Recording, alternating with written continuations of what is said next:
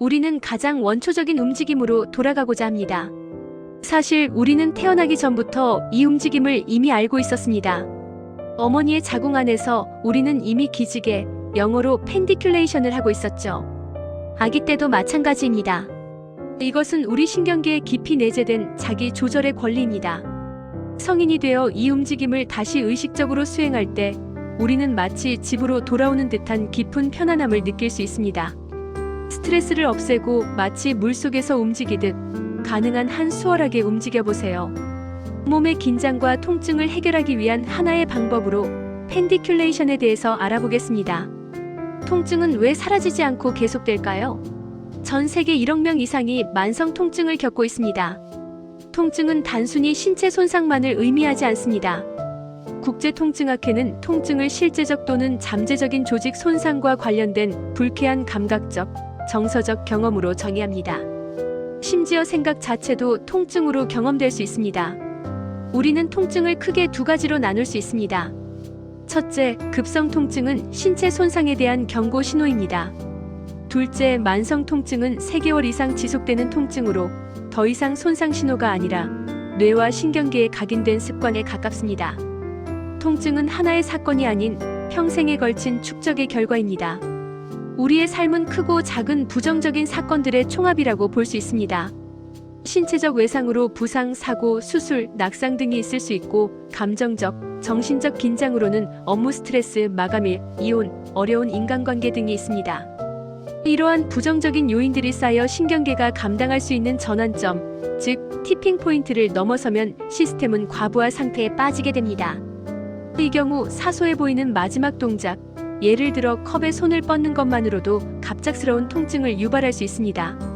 진짜 문제는 근육이 아니라 항상 켜져 있는 뇌입니다. 뇌의 방어 기제를 살펴보죠.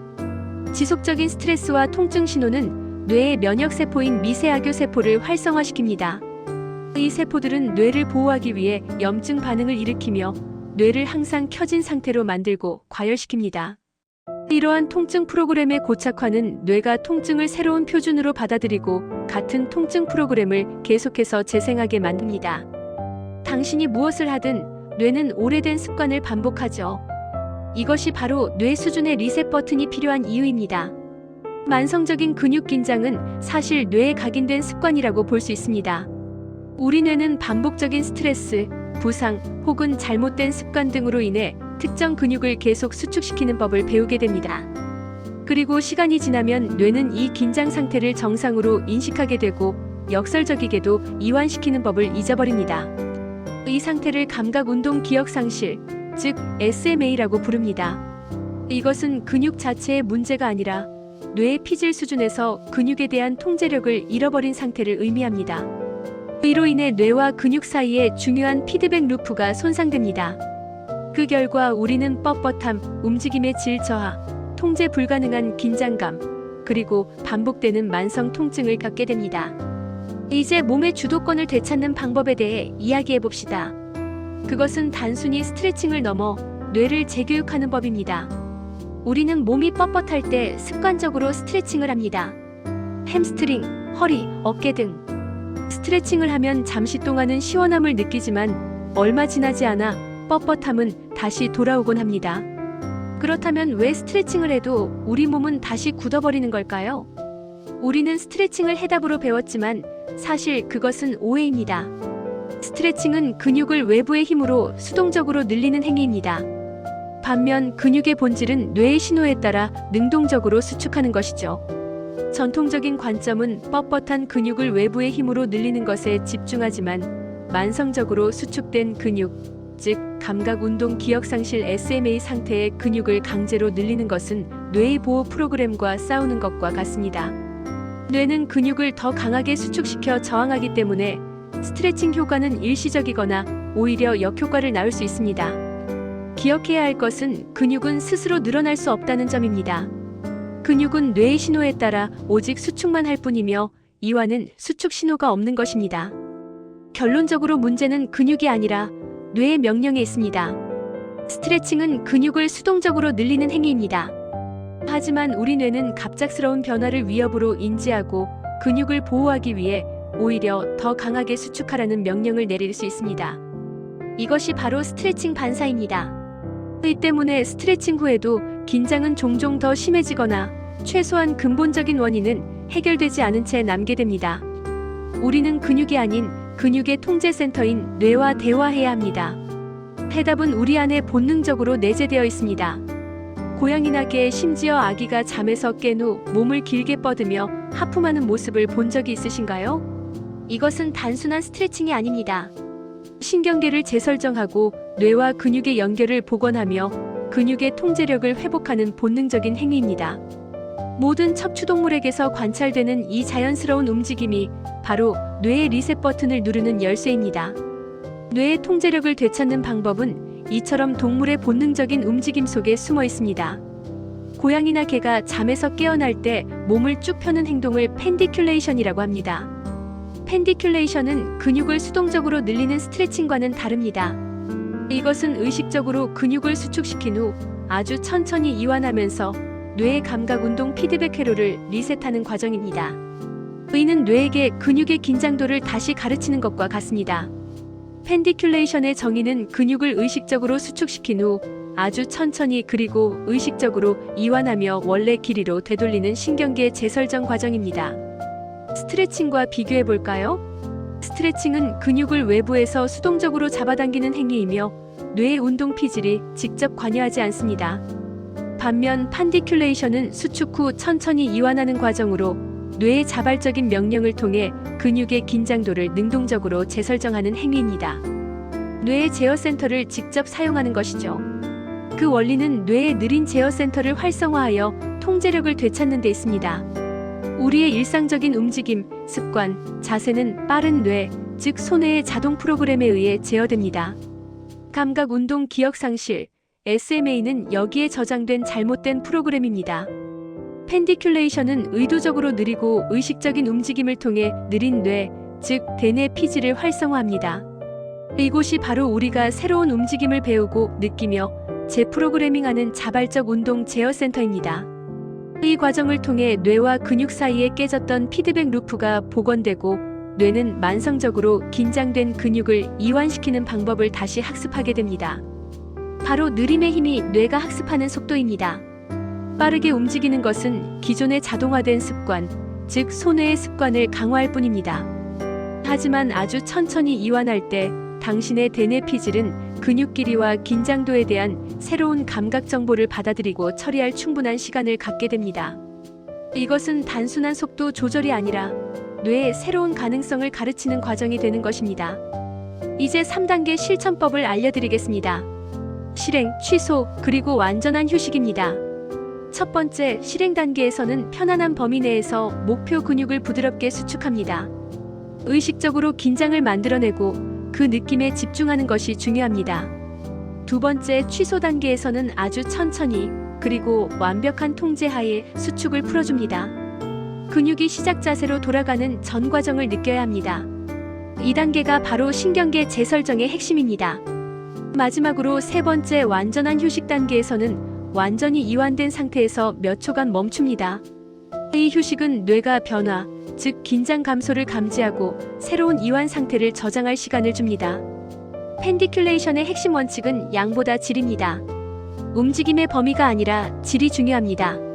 질에 더 주의를 기울일수록 애쓰지 않아도 움직임의 범위는 저절로 늘어납니다.